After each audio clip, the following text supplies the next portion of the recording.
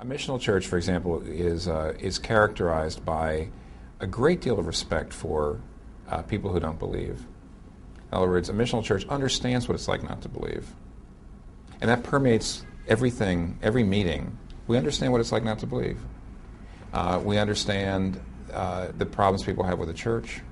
We understand the problems people have with the way life goes. We understand people who wonder about suffering. They wonder about hypocrisy in the church. They wonder about injustice.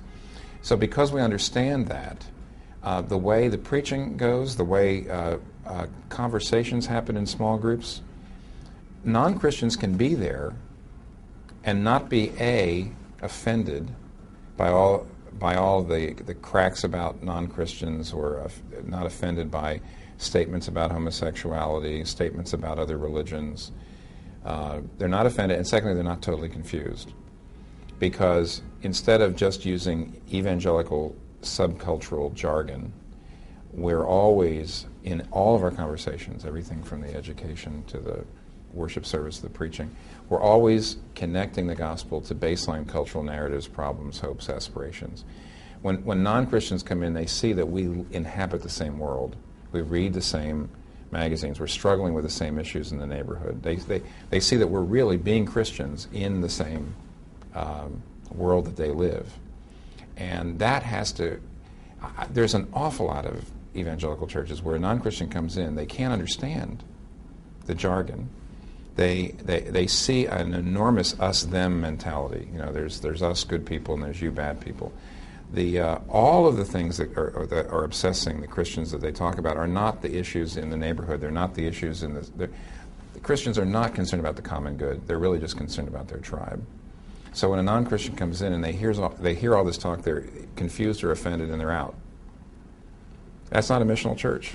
See, that's very different than just an evangelistic approach. Or let me put it one more way.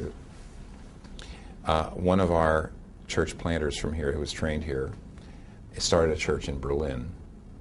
Just got started. It's doing quite well. Downtown Berlin, young, secular people, almost all new Christians, single people, right in the heart of Berlin. And he came back and gave us a video of a girl, a young woman who'd become a Christian. And he translated, it was in German. But what struck me was she told the story of how she became a Christian. She got to know Christian, which is the name of the pastor. And he talked to her about Christianity and gave her a book. And as she read the book, she came back and she said, "You can't be a Christian. You're just like me. You've read the same things. You're concerned about the city.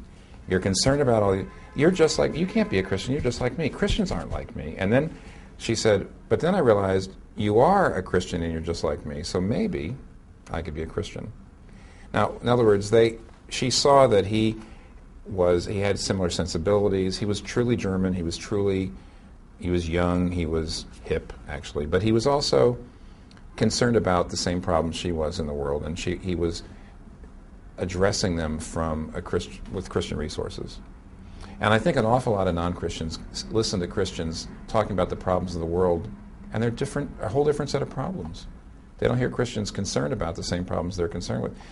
When non-Christians see Christians addressing the common good and the problems that we all face as co-citizens in the world, using Christian resources, therefore maybe the people won't agree with us, but at least they see that we have the same heart. Then they can identify. They say, well, maybe I could be a Christian too.